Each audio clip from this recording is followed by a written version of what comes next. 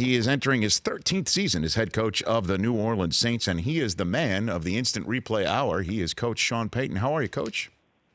Rich, good. Appreciate you having me on. Oh, come on. Anytime. I always enjoy chatting with you. How are you able to pull off the instant replay rule? That was quite something right there last week. I think, man, to credit all the parties involved, it was a process, and I think one of the things that Rich McKay did that was outstanding early in the meeting week, he really just went through the room, in our general session, and that would be the owners, the general managers, the head coaches, along with the competition committee, and really, started with open dialogue before even getting to a proposal. Because, look, there were 4 or 5 different club proposals, and then a couple competition committee meeting proposals, all directed at how we can be better on game day, and so it really started with an open dialogue amongst the clubs, and then during the lunch hour, putting together maybe what we heard in that meeting as a committee, as a competition committee, and then also with Commissioner Goodell's input. We kind of arrived with something that it took us a little longer than maybe expected, and yet we felt like something that can work with our officials and our league, and that was the neat part about it. Just overall, the positive discussion and back and forth, and I felt everyone in the room was just wanting what was best for our league, and so there weren't any hidden agendas, if you will, or any. It was really how can we improve in this area, and that's the reason I think everyone felt so positive coming out of that meeting. Well, what put it over the top? Because, Stephen Jones was on this show literally a week after the NFC Championship game and was already talking about how there's unintended consequences and we've got to be careful. John Elway said the same thing. They're on the competition committee in the same meeting rooms as you. You're on that committee. What eventually changed people's mind to get it 31-1? Well, I think a couple things. First off, one of the proposals, there were 3 of them, if you will, 6, proposal called number 6, then there was 6A and 6B, 3 separate proposals, if you will. And at one point, 6B was gathering some momentum. The only problem with that, inside 2 minutes, it was going to allow the coaches to continue to challenge play. And what we didn't want is every game ending, with a Hail Mary that was getting challenged to see if there was contact. And, we're real mindful of not changing the flow of the game. Our challenges in general have been down. Coaches are challenging less. We have scoring plays now and inside of 2 minutes. And so the numbers suggested that we aren't challenging as much. I don't think this is going to add challenges to our game, because I think as a coach, when a potential DPI or OPI can be challenged, you're gonna want to make sure you hold at least one, towards the end of the game. And I think all of us have become a little bit more judicious or patient, if you will, challenging the 7-yard play maybe, or one in which that you just don't look at it the same way as you might have when the system started. So I think, that session that we had as a group, Tuesday AM, carried a lot of weight, and that was owners, GMs, and coaches. And I think then, at that lunchtime meeting with the committee, the competition committee, I think we felt like we arrived somewhere that would work cleanly. I know that we're not looking at games with constant challenge flags on the field. You're going to have to be fairly certain that your player was either interfered with or not interfered with if a flag was thrown. So I think trying to avoid the big mistake was the goal of the group in there, and I think that's ultimately what won out. Sean Payton here on the Rich Eisen Show. So what is the criterion coming from the competition committee about what is a buzzable play in the last 2 minutes. Certainly, with the point of the Hail Mary that you just made, you could pretty much do that every Well, time. if it's inside 2 minutes, it's going to replay, and I think replay is going to look just as they currently do. If it is something that replay buzzes down to the head referee, it's going to go to New York. I think it would have to be something that would be clear. I don't think that you're going to see, when it's in, again, for the fan, the challenge system and the way we do replay is going to remain the same. So if it's north of 2 minutes in a game, first or second half, it's going to operate with a coach's challenge. If it's inside 2 minutes, it's going to come from our replay upstairs, and I think it's going to be something that they would look at clearly and obviously and say, hey, take a look at this in New York. And then, Al back in New York is going to look at it in its entirety and make a decision. So I think two parts to this, the agreement and the vote by our teams and clubs and coming away from Arizona was real positive. The second part of it, though, is the execution of it, and I'm sure that we're going to spend a lot of time on trying to look clearly at ones that we see being overturned or ones that would not be. And I think that's the next part of the challenge. And do you think this puts the issue to rest in New Orleans? Do you think that Saints fans seeing this? I mean, and it was important for me on the committee. It was important to not come in with a bias relative to a call that just took place in our game, but really being on that committee, I think there's more of a responsibility overall to the other 31 teams, in that responsibility of what's best for our game. And so it wasn't about specifically the New Orleans play, although, look, that play probably had a lot to do with why we were discussing replay, and if you looked at it, probably over a period of time was due to happen or could happen again. And so it wasn't about that specific play. It was really what's the best way that we can help the officials and bat at a little higher percentage. It's not going to be perfect going forward, and I think that's what we did.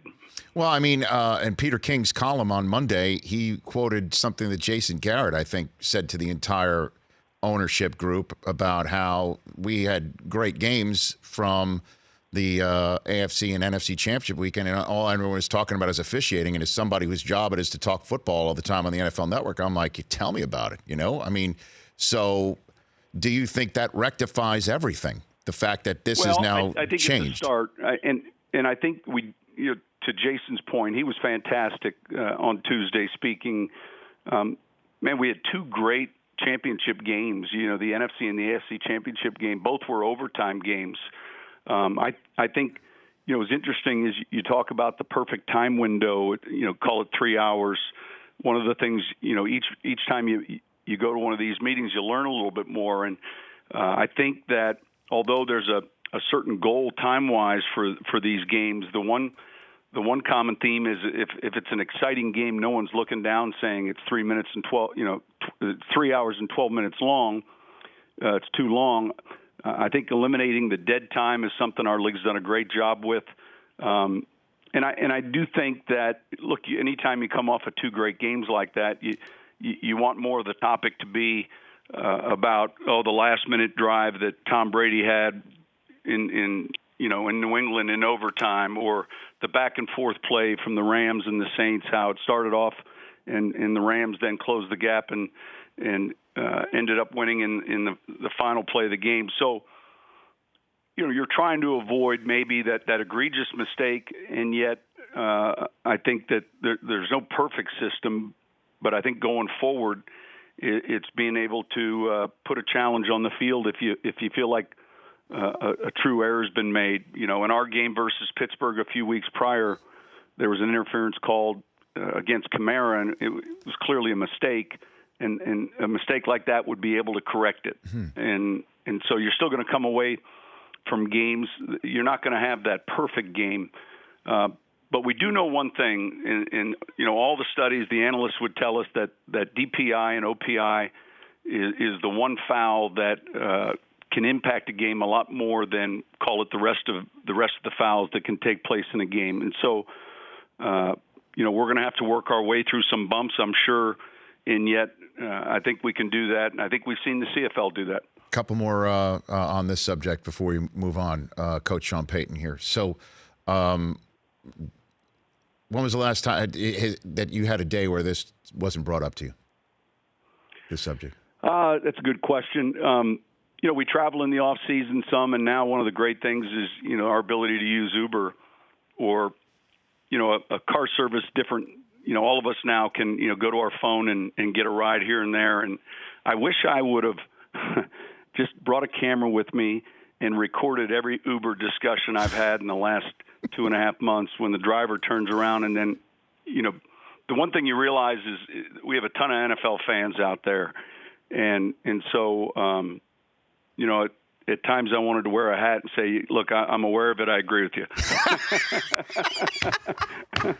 It would have saved a lot of discussion, but the fans are passionate, and even fans that clearly aren't Saints fans or Ram fans, they're just NFL fans. I had a guy from Greece in Indianapolis who took me probably on a 6-block Uber ride and had strong opinions as to how this all happened. And so everyone's opinion on it varies some, and yet it's exciting that they're fans of our game. And I couldn't help but notice also in Peter King's column is something that I had heard myself, is that a strong advocate for your position on instant replay is somebody that you are supposedly well known for not liking, in the commissioner of the National Football League. Is this some sort of kumbaya moment here with you and Roger Goodell? Listen, he was outstanding, and I don't not like Roger. I like Roger, and being on this committee, you really it allows you because you meet so long with 7 other members, and then outside the 8 committee members, there's another 12, 15 people that are in those rooms doing a lot of hard work, a lot of legwork, including the commissioner, and you really get to know the person a lot better than from afar, just as a head coach. So, for me, it's an honor to be on that committee, and I do feel that and take that responsibility, very strongly. And he was fantastic throughout this process, even beginning at Indianapolis when the meetings in Indy were just general discussions, knowing that we were going to be dealing with this topic. And then his leadership in Arizona last week was fantastic. So he can have dinner in New Orleans again? Can you take him out there and just yeah, absolutely. No, look, he's you know what, he too wants what's best for the game, and surely as the commissioner, he wants to be at a Super Bowl where the focus is on those 2 teams and it's not sidewinded in any other direction. And I think he's got a good pulse of our league, and certainly showed that. I felt in Arizona, he was fantastic. Not in agreement, really, in problem solving, and getting a good pulse from that room in that AM meeting was something that I think really helped him. And helped all of us move in a certain direction. I mean, because if I had a dime for every time that I've heard at an owners meeting that the unintended consequences, and we can't do this with the catch rule, we can't do this with the tuck rule, we can't do this, I'd be a millionaire. And the fact that this got passed, and it had to pass, I'll be honest with you, I know you and I have had a conversation off, but I'll say it here too. There had to be something to tell fans, certainly in that rabid city that you coach in for the sport, that they're heard. We see it, we hear it. Something had to be done. And this is a radical idea for a lot of people. They're already nervous that the game's going to take forever and all that sort of stuff. Had to happen. And I could not be more glad that it did. Really. Well, I would say number one, it's not going to change the length of our game. Our challenges are already down. And I think to that point, we are, as coaches, going to be a little bit more guarded with a challenge flag that we might normally throw, because we've got this additional call that can be far more damaging in a game if not made correctly.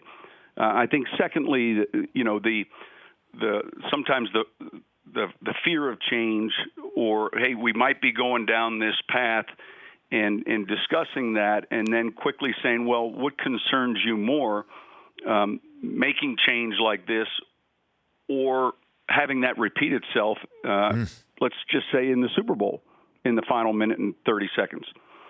And then I think very quickly you can look at it and say, hey, we can do this, and we can do it effectively. And I don't think for a second it's going to impact the length of the game or the flow of the game at all.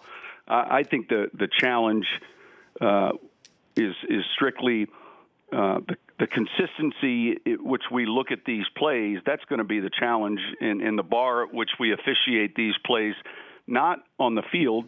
Our officials are doing that in real time, but the bar in which we look at these in New York when they come to New York. Two more things for you before I let you go. I know we've been talking a while, but I appreciate it. So your comments to my colleague Steve Weich about hiring coaches in sort of a copycat way, looking for the next Sean McVay, raised a few eyebrows, certainly since obviously you were a young coach with an offensive mindset a long time ago, not too long, but that raised a few eyebrows. Did you hear some of the blowback on that? And what are your I think thoughts here? I saw the hit on Twitter, and the challenge with that is you really have to look at the whole interview, and the interview was really about diversity in our hiring. And look, it was a tough year for diversity. When you currently look at our general managers, 32 GMs in the league, and our head coaches in the league, and that has to be better. There's some fantastic candidates, so it really wasn't directed at all at any one of the new hires. But the point being is, look, it's hard enough to find the right head coach fit, and all of us understand. You really have 3 years to prove yourself. We're changing coaches roughly at about a 25% clip, 8 coaches a year, and so history's told us those successful head coaches don't have to just come on offense. I mean, are you not interested in the next Bill Belichick or the next Tony Dungy? I was trying to reference the overall the leadership that we're looking for, and you take a guy like David Shaw, who I worked with at the Eagles, and he's doing a great job at Stanford, and he wants to stay in college. I think I've heard, I don't know this for sure, that he doesn't or is not interested in the NFL, and yet when has that ever stopped us in the NFL? And if we've had a strong conviction, we as an ownership group for a certain team, they've gone and gotten a coach. And so the topic was just our diversity, and right now I think that, look, if I was in a position where I was looking for a head coach, if I was in the general manager's seat, I would certainly not want to eliminate half the candidates because they worked on one side of the ball or the other, and I would not want to eliminate the candidates certainly because of their age or their race.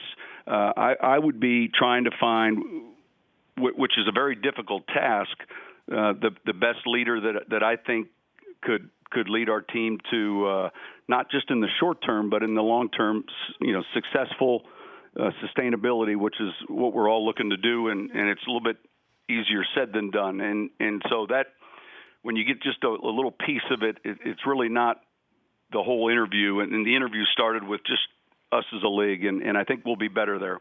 Last one for you, Coach. I would be remiss if I did not ask you on April 1st, somebody who has pulled many a prank in his day, give me your best one.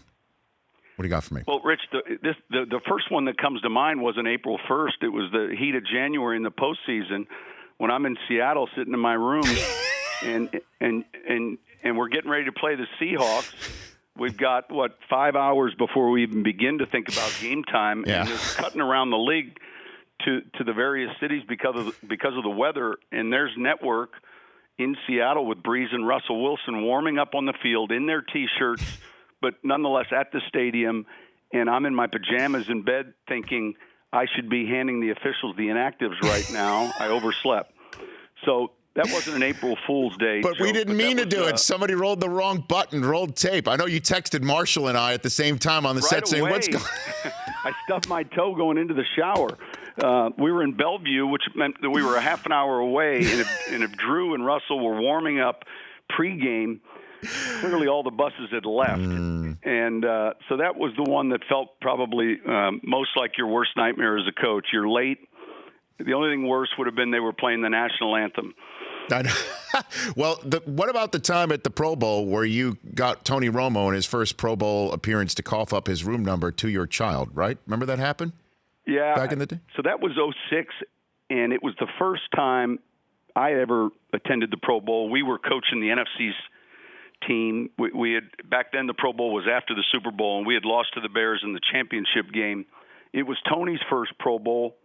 He was just finished starting with the Cowboys, and Connor, my son at the time, was 6 years old, and a big football fan. And we were all in Hawaii, and the first day is a day where there's a lot of meetings.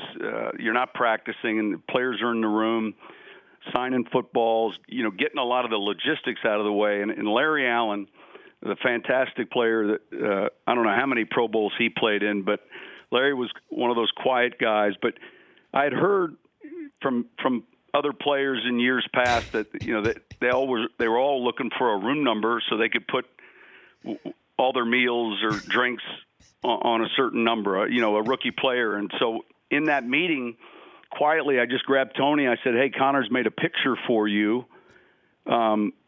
He's excited to see. Is there a room he can deliver it to?" And Tony right away, 638. And at that moment, Larry Allen was signing a football. I want you to just picture his eyes just raised up, looked at me, kind of winked, and then went right back down to signing. And so the next day, Tony had to switch rooms. 638 had exceeded its incidental allotment. You're the best. It was over. He had to switch rooms. Yes. You're the best, Coach. Thanks for the time. We'll chat soon.